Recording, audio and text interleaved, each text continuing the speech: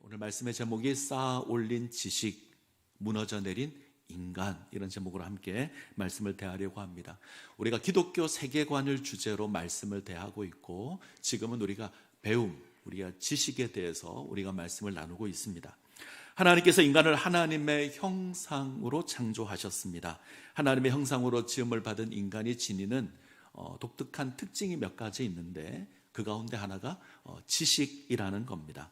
인간은 하나님을 알고 하나님을 배워가는 존재로 부름을 입었습니다. 이것으로 하나님의 형상으로 세워져 가야 합니다. 인간의 지혜와 인간의 지식이 정말 대단합니다. 욥기 28장을 보시면 욥은 인간이 지니고 있는 지혜와 지식에 대해서 언급을 하는데, 인간은 아주 놀라운 지혜를 가지고 있습니다. 세상에 있는 모든 것을 연구하고 발견하고 찾아내어서 활용할 수 있는 게 인생입니다. 그것을 통하여서 세상을 다스리는 것이 인생입니다.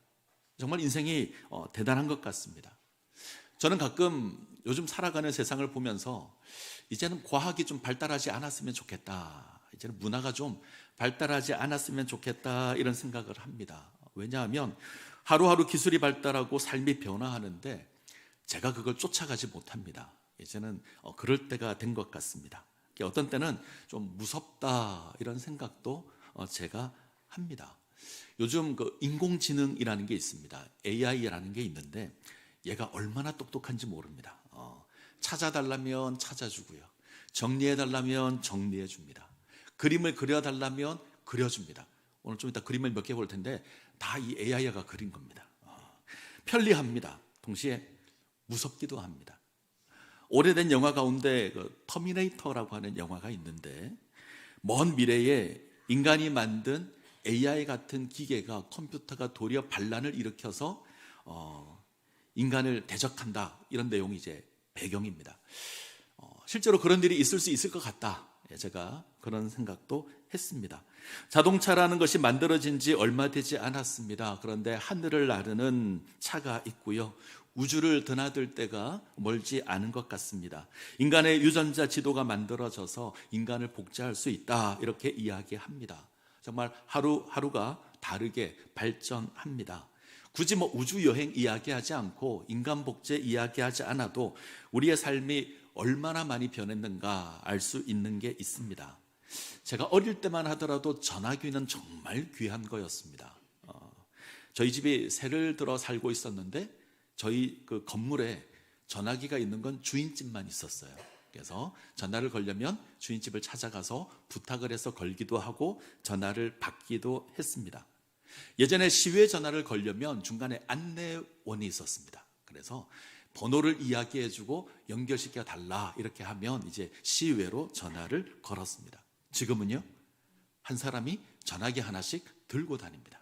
저희 집 사모의 소원이 있습니다. 자기도 빨리 스마트폰을 가지고 싶어, 그런 얘기를 늘 합니다. 스마트폰이 처음 생겼을 때 저에게는 사실 이게 충격이었습니다. 컴퓨터를 하나씩 들고 다니는 겁니다. 저는 요즘 은행을 거의 가지 않습니다. 스마트폰으로 은행 업무 다 합니다. 영화표를 예매할 때 극장 가지 않고요, 스마트폰으로 하고, 기차표 예매할 때 서울역 안 갑니다. 스마트폰으로 예매하고 바로 기차를 타러 갑니다. 시장도 잘 안 가요. 스마트폰으로 누르면 친절하게 문 앞까지 가져다 줍니다. 우리가 그런 세상을 삽니다. 예전에 낯선 길을 가려면 지도를 꺼내어서 하나씩 확인하기도 하고, 그게 잘 안 되면 사람들에게 묻고 물어서 찾아갔습니다. 요즘은 내비게이션이 있어서 처음 가는 길도 어렵지 않게 갑니다. 이 아가씨가 얼마나 친절한지, 제가 길을 잘못 들어도 화도 내지 않고 친절하게 다시 길을 가르쳐 줍니다. 상상도 할 수 없었던 일이 우리 가운데 있습니다. 자, 이런 문화를 누리는 건 인간에게 지혜와 지식이 있기 때문입니다. 그리고 그것이 점점 더 발달하고 있고 문화가 변하고 있습니다. 근데 이해할 수 없는 건 문화가 발달할수록, 과학이 발달할수록 하나님과 가까워지는 게 아니라 하나님과 멀어지는 것 같습니다. 인간은 점점 더 많이 알고 점점 더 많은 것을 만들고 점점 더 수준이 높아지고 있는데, 하나님과 가까워지는 게 아니라 하나님과 멀어지는 것 같습니다. 왜 그럴까? 하나님께서 태초에 사람을 창조하셨습니다. 지식 주셨고 지혜를 주셨는데 하나님을 알도록 하기 위해서 주신 겁니다. 그것을 활용해서 문화라는 것을 만들어 가게끔 하신 것도 하나님을 알고 하나님을 섬기도록 하기 위해서 하나님 주신 겁니다. 하나님을 알고 하나님의 뜻을 깨닫고 하나님을 섬기며 하나님께 순종하는 삶을 살아가도록, 세상에 깃들인 하나님의 영광을 발견하고 하나님을 예배하도록 하나님께서 우리에게 지혜를 주셨고 지식을 주셨습니다. 근데 죄로 말미암아 타락했고 하나님을 아는 것에 지식을 사용하지 않습니다. 하나님을 거역하고 하나님을 대적하는 것에, 심지어 하나님처럼 되려는 것에 지식을 사용하고 지혜를 사용합니다. 그 가운데 하나가 오늘 우리가 대하는 이 바벨탑 사건입니다. 바벨탑 사건은 우리가 잘 알죠. 그런데 이 사건은 우리가 생각하는 것보다 복잡하고 숨겨진 그림들이 있습니다. 이것을 함께 좀 살펴보려고 합니다. 창세기 10장, 11장 바벨탑 사건 앞을 보게 되면 노아의 족보가 나옵니다. 노아의 세 아들을 아십니까? 셈, 함, 야벳. 셈, 함, 야벳. 노아의 세 아들입니다. 이들의 족보를 기록하면 순서대로 기록하겠죠? 셈의 족보, 함의 족보, 야벳의 족보, 이렇게 기록을 할 겁니다. 그런데 창세기 10장을 잘 보시면 셈의 족보부터 안 나옵니다. 야벳부터 나옵니다. 야벳의 족보, 함의 족보, 그리고 셈의 족보가 나옵니다. 맨 먼저 등장해야 될 셈의 족보가 가장 먼저 안 나오고요, 제일 마지막에 나옵니다. 순서를 고의로 바꾼 겁니다. 그리고 바벨탑이 나옵니다. 야벳의 족보, 함의 족보, 셈의 족보, 그리고 바벨탑. 자, 바벨탑 사건 다음에 또 셈의 족보가 나와요.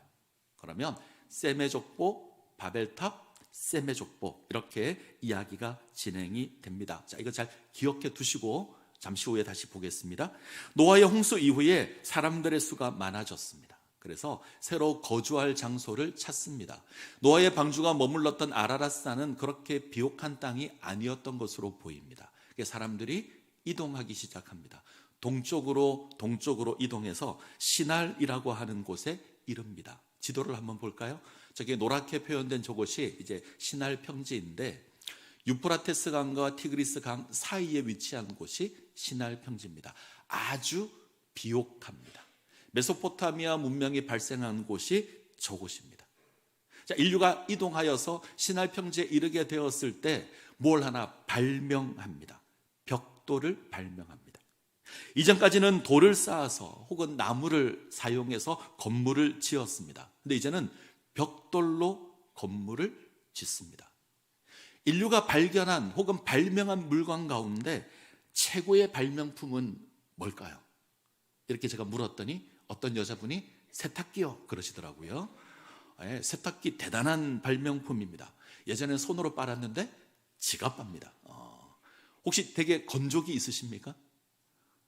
이게 물건이죠. 어린아이가 있는 집에서는 건조기가 정말 유용합니다.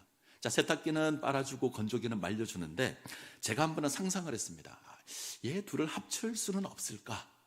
지가 알아 세탁하고 지가 알아 말려주면 좋겠다 그랬는데 그 상상한 지 얼마 지나지 않아서 나왔습니다. 이제는 넣고 돌리면 말려서 나옵니다. 놀랍잖아요? 최고의 발명품 가운데 하나일 것 같은데 저는 개인적으로 스마트폰도 대단한 것 같습니다. 앞서 말씀드린 것처럼 얘만 있으면 뭐든지 가능할 것 같습니다. 학자들은 최고의 발명품으로 뭘 이야기할까? 여러 가지를 이야기하는데 제가 그 가운데 세 가지만 소개를 시켜드리려고 합니다. 우선 종이가 있죠. 종이는 대단한 겁니다. 예전에 나무 조각이나 어떤 가죽에다가 기록을 했는데 종이에다 기록합니다. 그리고 책이라는 것을 만들었습니다. 이건 놀라운 거죠. 그리고 글자, 언어가 만들어졌습니다. 이것도 최고의 발명품입니다. 이것으로 기록을 남기기 시작합니다. 바퀴도 대단한 발명품이죠. 이게 없으면 차라는 건 없을 겁니다. 바퀴도 대단한 발명품입니다. 저에게 하나를 고르라 그러면 저는 벽돌을 이야기할 겁니다. 이건 스마트폰을 쓰는 것보다 사실 더 혁명적인 겁니다. 돌은 모양과 크기가 달라서 높이 쌓지를 못합니다. 나무를 사용해도 지을 수 있는 건물의 높이가 한계가 있습니다. 2층, 3층 지으면 더 이상 높이 짓는 게 힘들 겁니다. 근데 벽돌은 모양과 크기가 일정합니다. 건물에 대한 개념을 바꿨습니다. 여기에 역청이라는 것을 인류가 사용하기 시작합니다. 땅에서 나는 검은색의 끈적끈적한 물질인데 천연 아스팔트 생각하면 좋을 것 같습니다. 고대에는 이것을 방수하는데, 물이 새지 않도록 방수하는 데 사용했고 접착제로 사용을 했습니다. 이것을 벽돌과 벽돌을 붙이는 데 사용을 하죠. 그러면 훨씬 더 높게 건물을 지을 겁니다. 여기에 인류가 뜻을 합합니다. 서로 말하되 자 벽돌을 만들어 견고히 굽자. 이들이 다시 서로 말하되 자 성읍과 탑을 건설하여 하늘에 닿게 하자. 우리의 이름을 내자. 우리가 흩어짐을 면하자. 인간의 지혜로 벽돌을 만들어내었습니다. 역청을 사용할 수 있는 기술의 혁명이 일어났습니다. 마음도 합했습니다. 무언가를 만들기 시작합니다. 대단한 겁니다. 그런데 방향이 잘못되었습니다. 이 놀라운 지식과 이 놀라운 기술과 이 놀라운 의지로 하나님을 섬기는 것이 아니라 하나님을 거역합니다. 방향이 잘못되었습니다. 하늘까지 쌓아보자. 옛날에는 상상도 못했던 일입니다. 그런데 이게 가능해 보입니다. 쌓고 쌓다 보면 하늘까지 갈 것 같다. 자, 다시 화면 보여주시죠. 창세기 11장 4절. 자, 같이 읽겠습니다. 자, 또 말하되 자 성읍과 탑을 건설하여 그 탑 꼭대기를 하늘에 닿게 하여 우리 이름을 대고 온 지면에 흩어짐을 면하자 하였더니. 이들이 왜 하늘까지 탑을 쌓으려고 할까? 두 가지 이유가 있습니다. 첫 번째, 흩어짐을 면하자. 홍수 심판을 경험했습니다. 이 땅의 모든 것이 물에 잠기는 무서운 심판을 경험했습니다. 그 심판이 또 임할 수 있을 것 같다.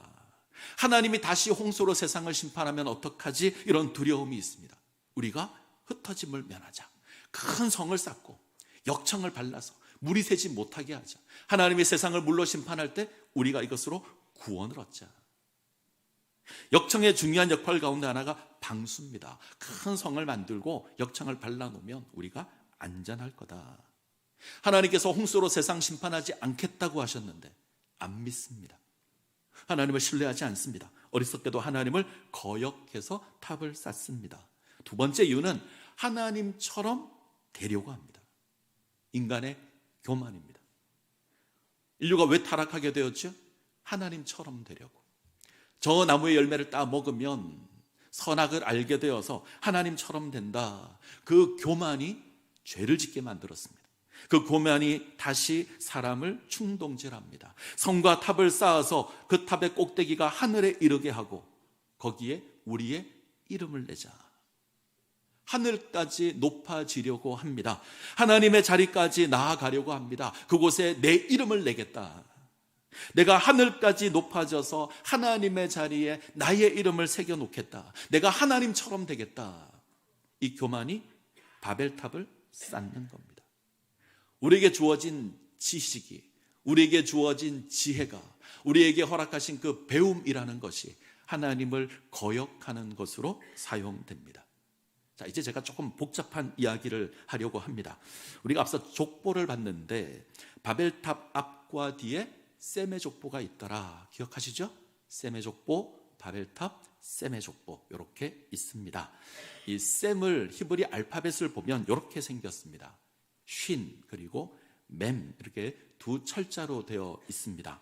히브리어라면 좀 어려우니까 우리나라 말로 하죠. 시옷, 미음 이렇게 생겼습니다. 히브리어는 모음이 없습니다. 자음만 있습니다. 그래서 뜻에 따라서 다르게 읽습니다. 적당하게 모음을 넣어서 셈이라고 읽을 수도 있고 삼이라고 읽을 수도 있고 숨이라고 읽을 수도 있고 사마 이렇게 읽을 수도 있습니다. 바벨탑을 어디다 쌓았죠? 시날에 쌓습니다. 성경을 보시면 시날 나오는데 그 다음부터 시날이라는 말을 안 쓰고요. 거기 이렇게 사용합니다. 거기라는 말이 본문에 5번 사용되는데 이 거기에 해당하는 단어가 시읒과 미음입니다. 이때는 삼 이렇게 읽습니다. 성을 어디까지 쌓으려고 그러죠? 하늘까지. 자, 똑같이 시옷과 미음인데 발음을 샤마임 이렇게 합니다. 명사형입니다. 같은 시옷과 미음입니다.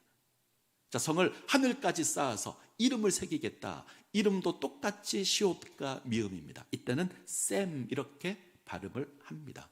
저는 이렇게 해석합니다. 셈이 시나알 땅을 자기 것으로 삼고 그 땅에 성을 쌓고 하늘까지 미치게 하여 그 하늘을 자기 것으로 삼고 자기 이름을 내려고 했던 사건. 다시 한번요. 셈이 시나알 땅을 자기 것으로 삼고 그 땅에 성을 쌓고 하늘까지 미치게 해서 하늘도 내 것으로 삼고 그 하늘에 내 이름을 내려고 했던 사건. 땅을 자기 것으로 삼습니다. 하늘을 자기 것으로 삼습니다. 그곳에 자기 이름을 선언합니다. 내가 모든 것의 주인이 되겠다. 하나님처럼 되겠다. 이게 바벨탑입니다. 하늘과 땅을 창조하신 것 하나님이십니다.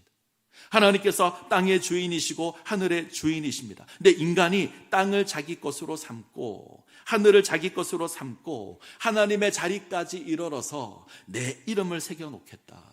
엄청난 교만이죠. 인간이 할 수 있는 최고의 교만이 이것입니다. 하나님의 자리에 내가 앉겠다. 내가 하나님처럼 되겠다. 이 교만의 결정체가 바벨탑입니다. 인간의 지식이 방향이 잘못되면 이렇게 됩니다. 인간의 지혜가 타락하면 이렇게 됩니다. 끊임없이 하나님을 향해서 도전하고 하나님을 거역하고 하늘까지 높아져서 하나님의 자리에 앉겠다. 지혜와 지식이 문제가 있는 게 아닙니다. 방향이 잘못되었습니다. 언어는 귀한 거죠. 진리를 선포하고 사랑을 고백하고 하나님을 찬양하는 것이 언어입니다. 근데 타락하면 우리는 이 언어를 통해서, 말을 통해서 거짓을 고백할 수 있고 다른 사람을 속일 수 있고 분노할 수 있고 욕을 할 수 있습니다. 건축은 귀한 겁니다. 우리가 살 집을 건축할 수 있고 하나님을 섬기는 성전을 건축할 수 있습니다. 근데 하나님을 대적하는 바벨탑도 쌓을 수 있습니다. 사람이 연합하여 하나가 되는 것 귀한 겁니다. 그것으로 하나님의 형상을 이루어갈 수 있습니다. 근데 타락하면 인류가 하나님을 대적하는데 힘을 모을 수 있습니다. 아무리 좋은 것도 방향이 잘못되면 죄입니다. 창세기 6장 14절 한번 볼까요?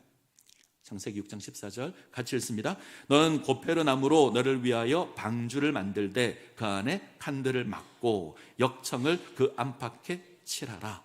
노아가 하나님의 명령을 따라서 방주를 만듭니다. 나무로 만들죠. 역청을 사용해서 방수합니다. 이것으로 홍수 심판에서 구원을 받습니다. 지혜와 지식이 하나님을 섬기는 것으로 사용되면 구원의 도구로 사용할 수 있습니다. 그런데 이 지혜와 지식이 어리석게도 하나님을 대적하는 것으로 사용되면 바벨탑을 쌓을 수 있습니다. 똑같은 역청인데 하나는 구원의 도구가 될 수 있고 하나는 하나님을 대적하는 도구가 될 수 있습니다. 인간의 지혜와 지식이 하나님을 향해서 사용되면 구원의 방주가 될 겁니다. 그러나 인간의 지혜와 지식이 하나님을 대적하는 것으로 사용되면 바벨탑이 될 겁니다. 기억하셔야 합니다. 방향이 중요합니다. 하나님께서 인간의 모습을 보시고 강림하십니다. 교만해져서 하나님을 거역하는 그 인간들을 향해서 하나님의 자리에 오르려고 몸부림치는 그 인간들을 향해서 친히 강림하십니다. 그리고 모든 시도를 하나님께서 흩으십니다. 인류는 흩어짐을 면하려고 성을 쌓았습니다. 자, 우리가 성을 쌓고 하늘까지 올라가서 우리의 이름을 내자, 흩어짐을 면하자 그랬습니다. 하나님께서는 자, 우리가 저들을 흩어버리자, 저들을 알아듣지 못하게 하자 하시고 인간을 흩으십니다. 우리가 하나님을 대적한다면, 우리가 하나님을 거역한다면 하나님께서 흩으실 겁니다. 자, 그런데 주목할 것이 하나 있는데, 하나님께서 인간의 계획을 막으시지만 쓸어버리지 않습니다. 홍수 심판처럼 물로 쓸어버리지 않습니다. 대신에 새로운 구원의 모습을 허락해 주십니다. 이것이 아브라함입니다. 자, 셈의 족보를 다시 한번 볼까요? 바벨탑이 있고 앞에 셈의 족보, 뒤에 셈의 족보가 있죠. 양쪽을 비교하면 1대부터 4대까지는 똑같습니다. 근데 4대 때 누가 나오냐면 에벨이라고 하는 사람이 나옵니다. 집에 가서 한번 읽어보십시오. 에벨에게는 두 아들이 있는데 하나가 벨렉이고 하나가 욕단입니다. 바벨탑 앞에 있는 족보, 셈을 통해서 에벨을 통해서 욕단으로 향해 가는 이 족보는 바벨탑이 결론입니다. 바벨탑 뒤에 나오는 족보, 셈에서 시작해서 에벨을 통해서 벨렉으로 가는 족보, 이 족보의 결론은 아브라함입니다. 같은 셈의 족보인데 방향이 다릅니다. 하나님께서는 아브라함을 불러서 하나님의 구원을 이루어 가십니다. 자, 창세기 12장 1절부터 3절. 자, 같이 읽겠습니다. 여호와께서 아브라함에게 이르시되 너는 너의 고향과 친척과 아버지의 집을 떠나 내가 네게 보여줄 땅으로 가라. 내가 너로 큰 민족을 이루고 내게 복을 주어 내 이름을 창대하게 하리니 너는 복이 될지라. 너를 축복하는 자에게는 내가 복을 내리고 너를 저주하는 자에게는 내가 저주하리니 땅의 모든 족속이 너로 말미암아 복을 얻을 것이니라 하신지라. 하나님께서 아브라함을 부르시는 장면입니다. 아브라함을 향한 하나님의 약속이 뭐죠? 첫 번째는 땅을 주겠다. 두 번째, 큰 민족을 이루게 하겠다. 세 번째, 이름을 창대하게 하겠다. 네 번째, 축복의 통로가 되게 하겠다. 이것으로 부릅니다. 비교해 보셔야 합니다. 신할 땅을 자기 땅으로 삼으려는 인류의 교만을 하나님 막았습니다. 아브라함에게는 땅을 주겠다. 흩어짐을 면하고자 했던 인간의 시도를 하나님께서 막았습니다. 하나님께서 인류를 흩으셨습니다. 그런데 아브라함에게는 큰 민족을 이루게 하겠다. 자기 이름을 내겠다는 시도를 하나님 막았습니다. 아브라함에게는 이름을 창대하게 하겠다. 하나님을 거역한 어리석은 시도를 막았습니다. 하나님께서는 아브라함을 축복의 통로로 세우시겠다. 이것이 하나님의 뜻입니다. 인류를 구원하시는 하나님의 뜻입니다. 우리는 지혜로, 지식으로 이 하나님을 알아야 하며 하나님의 뜻을 알아야 하며 하나님께 순종하며 하나님을 예배하는 삶을 살아야 합니다. 이것이 우리에게 지식을 주시고 지혜를 주시고 배워갈 수 있도록 하신 하나님의 뜻입니다. 아브라함을 잠깐만 생각해 볼까요? 갈대아 우르에서 우상을 섬겼던 인생인데 75세의 불임의 가정으로 부름을 받았습니다. 아브라함이 처음부터 놀라운 믿음을 가졌다고 생각하지 마십시오.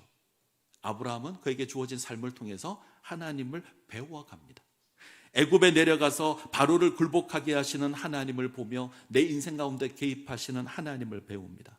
100세가 되어서 약속의 자녀를 허락하시는 그 하나님을 통해서 능치 못할 일이 없으신 능력의 하나님을 배웁니다. 무엇보다 약속하신 것 이루시는 성실의 하나님을 배웁니다. 이삭을 모리아산에 바치라는 그 하나님을 통해서 십자가의 죽음과 부활의 역사를 배웁니다. 믿음은 하나님을 알고 배워가는 겁니다.